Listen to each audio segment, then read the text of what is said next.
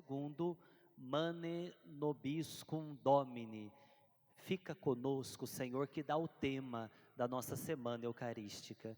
Hoje encerramos a carta do Papa com a dimensão missionária da Eucaristia. Mas eu gostaria de, antes de chegar a este ponto, ainda trazer um pouquinho as partes que constituem a celebração da Eucaristia. Nós já ouvimos e meditamos bastante sobre aquela primeira grande parte que nós chamamos de liturgia da palavra.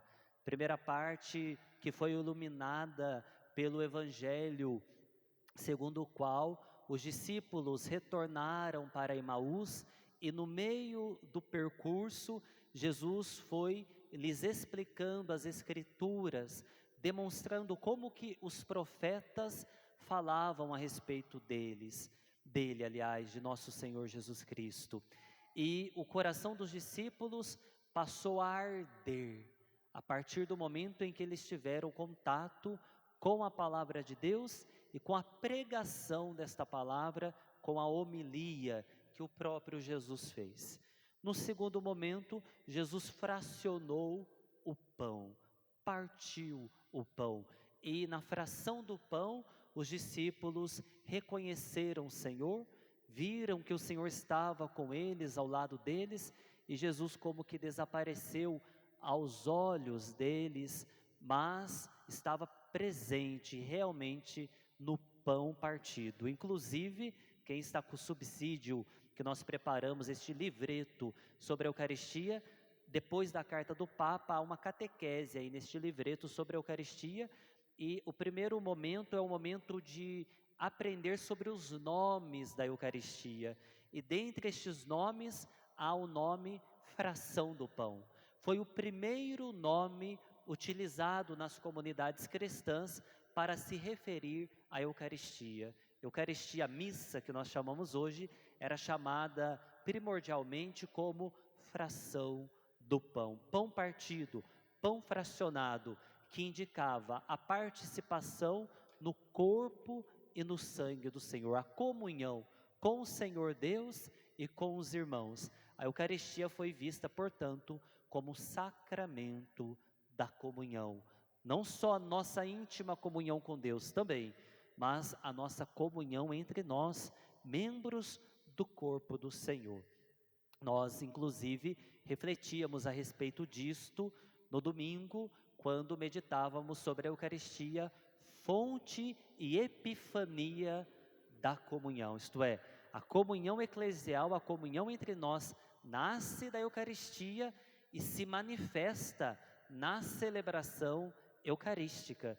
Neste momento, não obstante nossas diferenças, nós estamos como um povo só, membros de um corpo só, ao redor de uma mesa só, para tomar parte no único pão dado pela vida do mundo.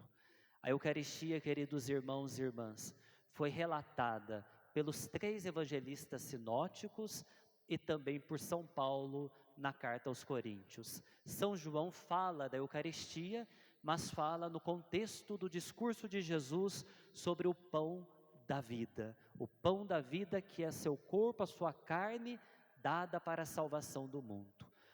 Quando nós olhamos os evangelistas sinóticos, Mateus, Marcos e Lucas, e o relato de São Paulo, no capítulo 11 da carta aos Coríntios, sobre a narrativa da instituição da Eucaristia, nós verificaremos que há 4 verbos que aparecem nos 4 relatos. Isto é muito interessante.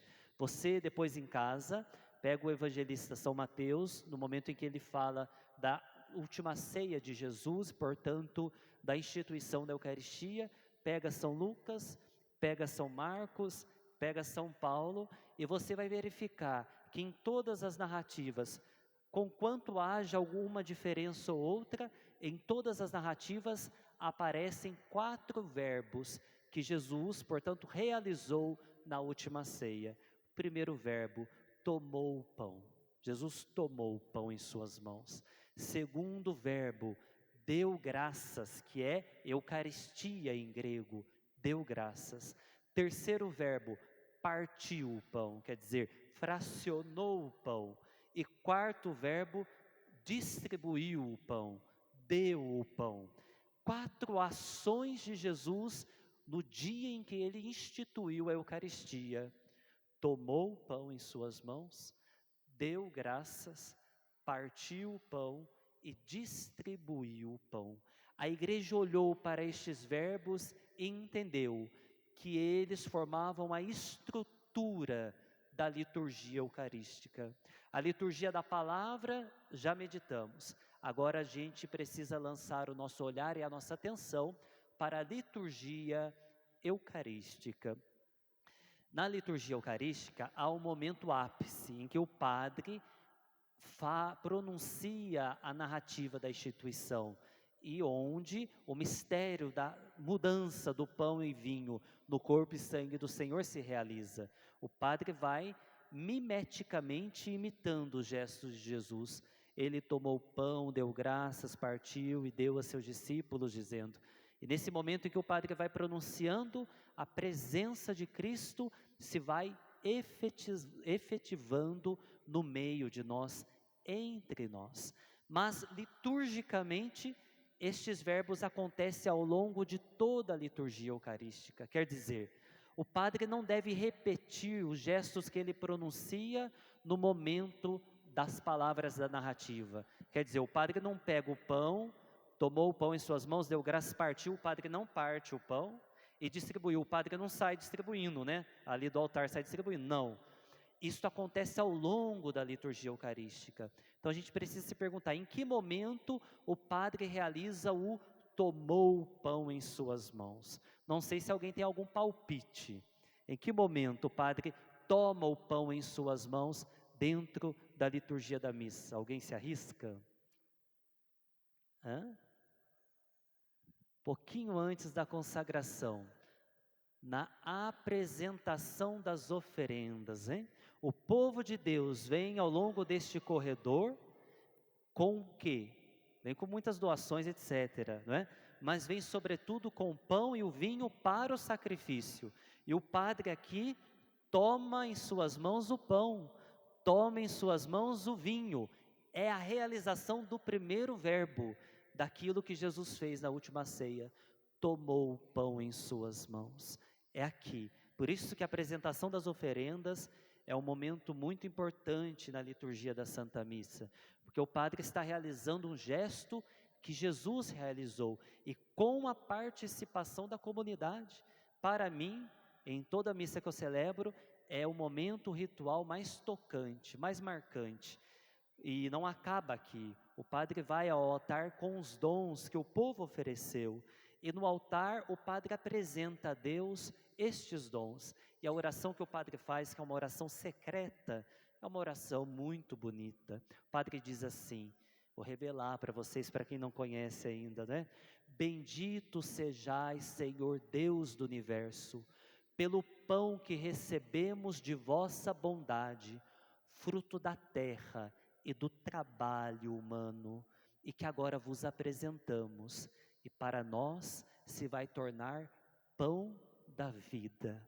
E depois, com o vinho em suas mãos, o padre diz, bendito sejais, Senhor Deus do universo, pelo vinho que recebemos de vossa bondade, fruto da videira e do trabalho humano, que agora vos apresentamos, para nós se vai tornar vinho da salvação. Que coisa bonita. O padre pegou o trabalho de vocês. Vocês trabalharam para que aquele pão chegasse até aqui ao altar de Deus. Vocês com a oferta, com o dízimo, com a labuta, com o suor de vocês, proporcionaram que estes dons do pão e do vinho fossem apresentados ao altar de Deus, para que Deus os transformasse no dom do seu Filho no meio de nós. Então este é o primeiro momento, tomou o pão, deu graças. Em que momento o padre, fazendo as vezes de Jesus, dá graças? Desde o prefácio e ao longo de toda a oração eucarística. Oração eucarística significa oração de ação de graças. O padre está dando graças a Deus. Mas no início do prefácio, isto aparece de uma maneira muito clara. O padre diz assim: o Senhor esteja convosco, Ele está no meio de nós, corações ao alto, nosso coração está em Deus, demos graças ao Senhor nosso Deus, é nosso dever, quer dizer, é um dever de justiça para com Deus, dar a Deus o que é de Deus, é o que Jesus pediu no Evangelho, ao mundo, a César o que é deles, o que pertence a eles, a Deus o que pertence a Ele por justiça, o culto que lhe é agradável. Então o padre diz, o povo diz, é nosso dever e nossa salvação, e o padre começa o prefácio, cada prefácio é um, mas normalmente o prefácio começa assim: na verdade, ó Pai, é justo e necessário, é nosso dever e salvação, dar-vos graças sempre em todo lugar. O padre está nas vezes de Cristo, dando graças a Deus. Tomou o pão, deu graças. E depois, terceiro verbo, partiu o pão. O padre deve partir o pão nas palavras da consagração? Não, não, de jeito nenhum. Há um momento próprio da fração do pão. Enquanto o padre fraciona o pão, nós cantamos: Cordeiro de Deus que tirais o pecado do mundo, tende piedade de nós. E assim repetimos. O padre está ali enquanto a comunidade canta, fracionando o pão, partindo o pão, colocando um pedacinho daquele pão no cálice consagrado. Inicialmente, o simbolismo deste pedacinho de pão colocado no cálice era o simbolismo da comunhão com a Eucaristia celebrada pelo bispo diocesano. Cada padre na paróquia recebia um pedacinho da hóstia consagrada pelo bispo na catedral e colocava esse pedacinho dentro do cálice para dizer: estou celebrando esta missa em comunhão com o meu bispo. E o padre só pode celebrar missa se estiver em comunhão com o seu bispo. Hoje em dia, a comunhão se expressa dentro da oração eucarística, em que o padre reza pelo Papa Francisco e por nosso bispo Joaquim Vladimir. Então, nesse momento se expressa a comunhão com o bispo diocesano, não é? E com o Papa Francisco. Assim, queridos irmãos e irmãs, a fração do pão também indica que, embora não seja possível todo mundo comungar daquele pão que o padre consagra ali sobre o altar, somos muitos, graças a Deus, mas simboliza a participação do povo naquele único pão. Comemos do mesmo pão, comungamos do mesmo pão. Então, quem recebe daquele pão fracionado representa toda a comunidade participando do mesmo pão com o Senhor. Bom, tomou o pão, deu graças, partiu o pão. Quarto e último verbo, distribuiu o pão, deu o pão. Em que momento isso acontece? No rito da comunhão, em que o padre primeiramente comunga, depois dá a comunhão, não é? Distribui a comunhão aos ministros em primeiro lugar, né? Depois do diácono, e depois para todo o povo. Os ministros são de fato extraordinários na distribuição da Sagrada Comunhão. Isto é, eles são um reforço, um auxílio necessário ao ministério ordinário do padre, que é o ministério de distribuir, dispensar a comunhão sagrada. E então, neste momento, todo o povo de Deus, em uma fila, se apresenta para comungar do corpo do Senhor, da vida de Cristo. É o momento da distribuição do pão. Vejam, irmãos e irmãs, que riqueza. Aquilo que está nos evangelhos, aquilo que está na carta de São Paulo aos Coríntios, aquilo acontece na liturgia da missa. Quantas vezes a gente passa a missa um pouquinho batido, não presta atenção nas riquezas de detalhe, de como a liturgia está cheia, grávida da palavra de Deus. E é justamente isto que a igreja tem preservado e comunicado a nós nesses 2000 anos. Conservamos essa tradição graças ao auxílio dos nossos grandes pastores. E também nós, hoje devemos trabalhar, lutar, nos empenhar para conservar esta riqueza e comunicar desta riqueza para as demais pessoas. Quantas pessoas estão carentes de Deus? Quantas pessoas estão precisando ser alimentadas por Deus?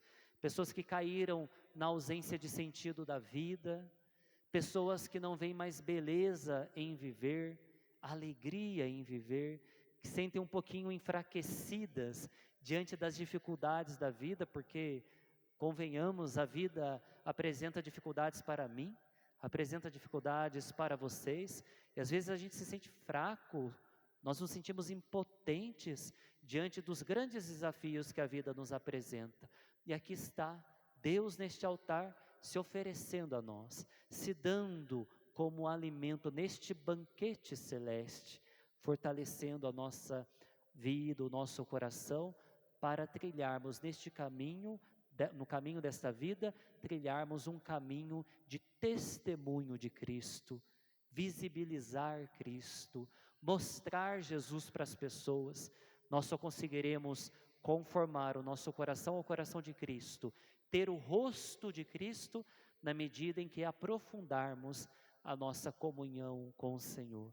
Olha, nunca percamos a oportunidade de, numa Eucaristia, mergulharmos no Senhor, deixarmos o Senhor tomar posse de nós, dos nossos sentimentos, dos nossos pensamentos, da maneira como vemos o mundo, da maneira como nos enxergamos e enxergamos as pessoas que se relacionam conosco. Deixemos-nos renovar pela presença de Cristo, deixemos-nos configurar por Cristo, sejamos, portanto, conforme o coração do Senhor.